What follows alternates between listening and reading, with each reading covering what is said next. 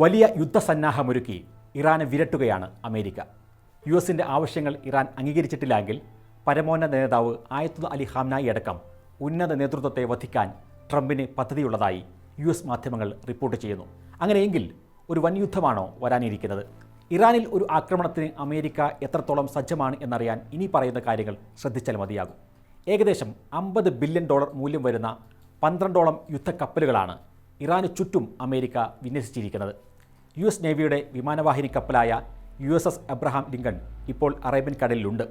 ലോകത്തെ തന്നെ ഏറ്റവും ആധുനികവും ചെലവേറിയതുമായ USS ജെറാർഡ് ആർ ഫോർഡ് എന്ന വിമാനവാഹിനി കപ്പലും ഉടൻ ഇവിടേക്ക് എത്തുകയാണ്.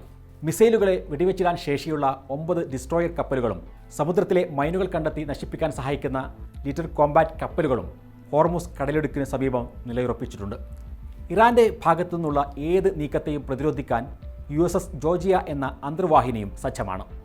ഇനി വ്യോമസേനയുടെ കാര്യമെടുത്താൽ F-22 റാപ്റ്റർ, F-35 തുടങ്ങിയ അത്യാധുനിക സ്റ്റെൽത്ത് വിമാനങ്ങളാണ് പ്രധാനമായും ഇവിടെ വിന്യസിച്ചിരിക്കുന്നത്.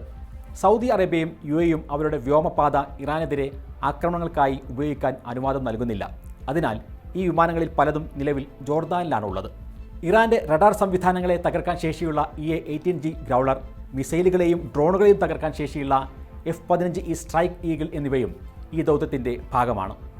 പക്ഷേ ഈ സൈനിക സന്നാഹങ്ങൾ എല്ലാം ഉണ്ടെങ്കിലും ഈ സൈനിക പ്രകടനം കൊണ്ട് മാത്രം ഇറാനെതിരെ സുസ്ഥിരമായ ഒരു യുദ്ധവിജയം ഉറപ്പാക്കാൻ അമേരിക്കയ്ക്ക് കഴിയില്ല എന്നാണ് യുദ്ധവിദഗ്ധർ പറയുന്നത്.